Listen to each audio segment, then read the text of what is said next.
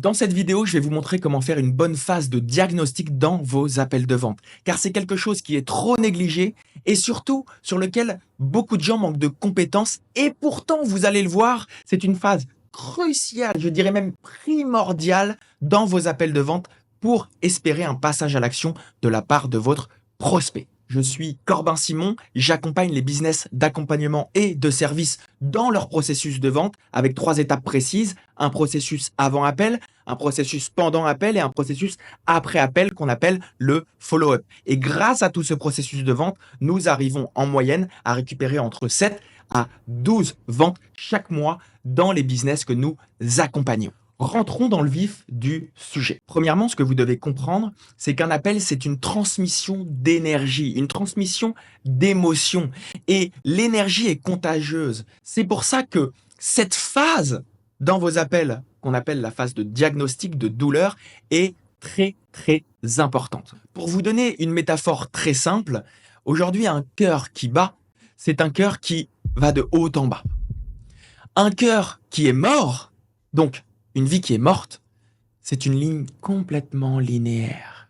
Eh bien, dans vos appels de vente, c'est exactement pareil. Si tu veux que ça soit un appel de vente qui soit vivant, il va falloir, comme un cœur qui bat, pouvoir aller de haut en bas dans les émotions de ton prospect. Et toute l'idée de cette phase, c'est de faire prendre conscience à ton prospect l'écart entre sa situation actuelle qu'on appellera l'île de l'enfer et sa situation désirée qu'on appellera l'île du paradis. Et tout votre but ici, c'est de créer l'écart entre ces deux îles afin que la seule solution pour relier les deux points, ça soit vous. Et qu'à la fin de l'appel, l'évidence est de te choisir. Autre métaphore très simple. Quand tu commences un appel, visualisons une île, d'accord, une île qui est entourée d'eau et sur cette île, il y a une grande montagne. Et toi, tu arrives avec ton prospect, tu es sur cette île. Ton but, c'est de le faire monter cette montagne. Il n'y a jamais été par manque de courage, par manque d'audace et parce qu'il a toujours été seul. Et donc, tu vas le prendre par la main et petit à petit, vous allez monter cette montagne. Tu vas comprendre. Vous allez monter cette montagne petit à petit, ensemble, main dans la main, pour arriver au-dessus de cette montagne et se rendre compte, on est sur la même île, mais d'un autre point de vue, d'un autre angle de vue, se rendre compte qu'autour de cette île, il y a plein d'autres îles. Il y a plein de vies autour que ton prospect n'avait jamais vu auparavant parce que lui était toujours resté à plat sur cette île. Il n'y voyait rien d'autre. Pour lui, il était tout seul, il n'avait rien, il était sur cette île déserte et c'est tout. Toi, tu l'as emmené en haut de cette montagne et tu as pu lui faire voir un autre angle de vue, le mettre dans une autre position de la pièce.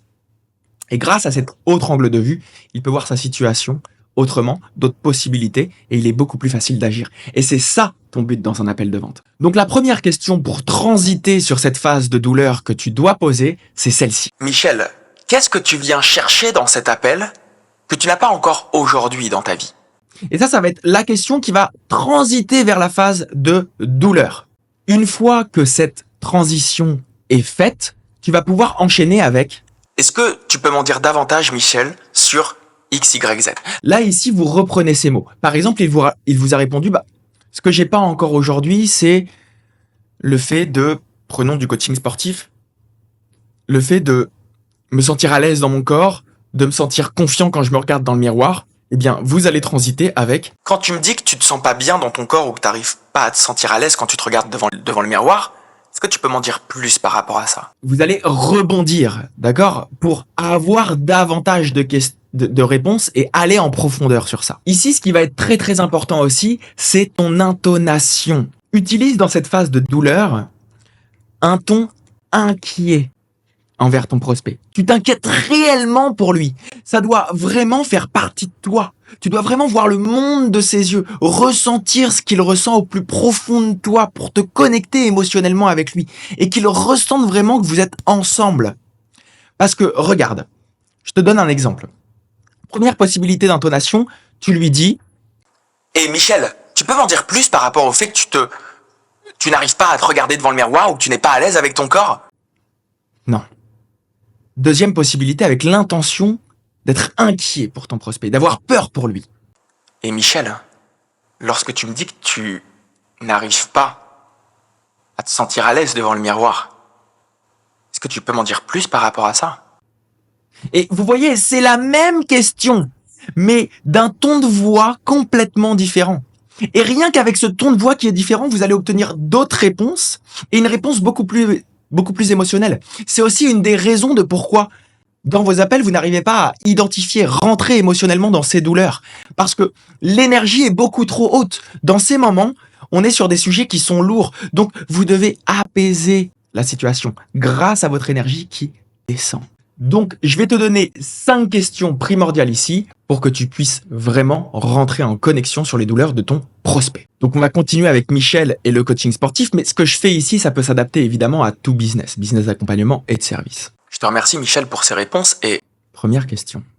pour me mettre vraiment dans tes baskets, qu'est-ce que tu as déjà essayé pour te sentir plus à l'aise dans ton corps et lorsque tu te regardes dans le miroir? Là, l'idée de cette question, c'est de vraiment prendre de la hauteur sur sa situation, voir s'il a déjà essayé des choses, pouvoir anticiper, pourquoi pas, certaines objections, peut-être qu'il n'est pas passé à l'action sur les autres appels qu'il a eus, ou quoi que ce soit. Et donc, l'idée, c'est de vraiment verrouiller les potentielles objections qui peuvent arriver et de se mettre dans les baskets de ton prospect. Question numéro 2. Et ça serait quoi l'impact, là, Michel, si dans un mois, on se rappelle et que ce problème persiste? Pire, que tu aies pris encore plus de poids et que tu acceptes encore moins ton image devant le miroir. Vous voyez, il faut pas hésiter à aller sur des sujets comme ça, parce que si c'est pas vous qui le faites, personne va le faire, parce que tout son entourage lui a déjà dit « Oui, non, mais c'est pas grave, sois heureux comme ça. Oui, mais t'inquiète pas, t'en fais pas. » Tu dois être cette personne, c'est ta mission de pouvoir rentrer dans ces sujets où il est pas à l'aise, où il aime pas regarder en face ça, parce que c'est aussi pour cette raison qu'il t'a appelé. Donc là, l'idée, c'est d'amener le prospect à se projeter sur les conséquences de son inaction, des conséquences de ne pas bouger de sa situation. Question numéro 3. Rappelle-moi, ça fait combien de temps que tu vis cette situation? Quand je te parle de cette situation, c'est pas te sentir à l'aise devant le miroir. Et là, vous reprenez ces mots. C'est important. Ne parlez pas de juste cette situation. Ça fait combien de temps que tu vis ça? Non. Reprenez ces mots.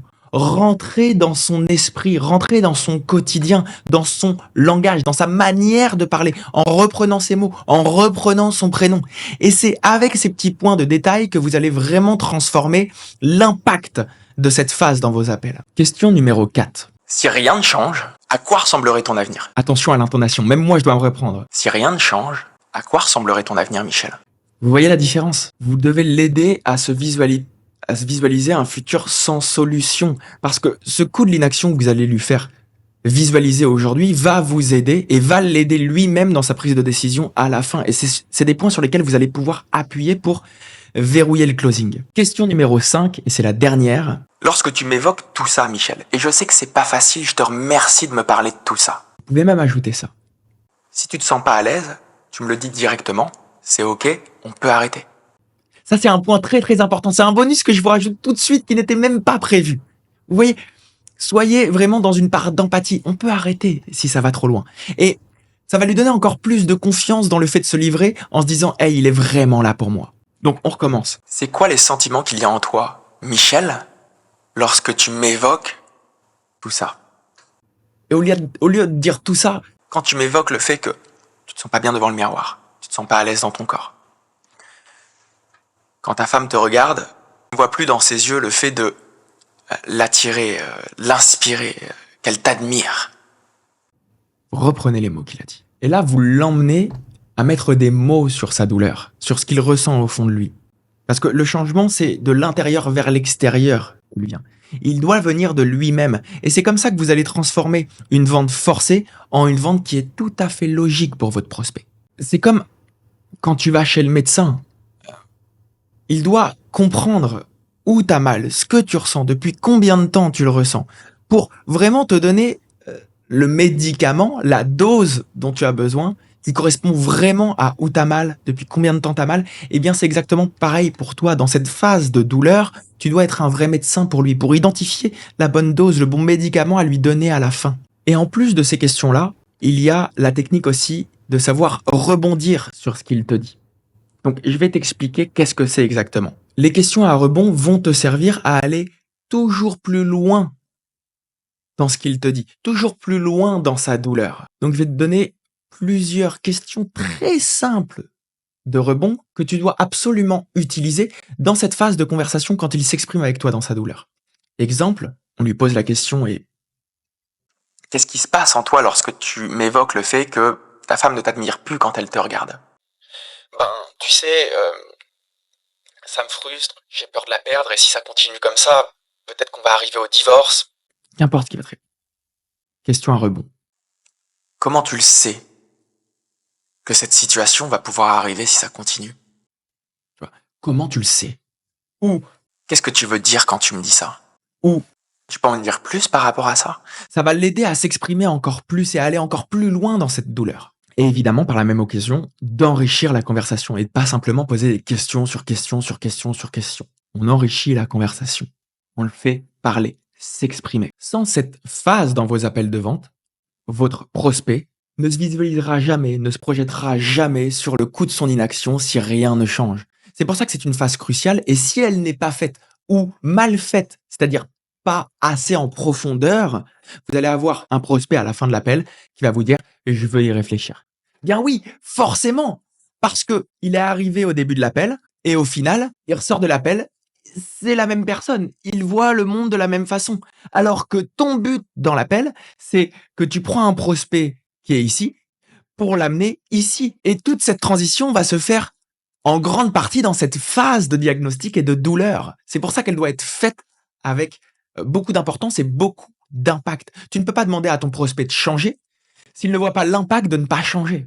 Si tu veux plus de contenu sur les process de vente, sur les appels de vente, je t'invite à t'abonner à la chaîne, aimer cette vidéo, laisser un petit commentaire. Et puis si tu veux aller plus loin dans la personnalisation de ton processus de vente ou de tes appels de vente, je te laisse prendre un appel immersif avec moi en description de cette vidéo.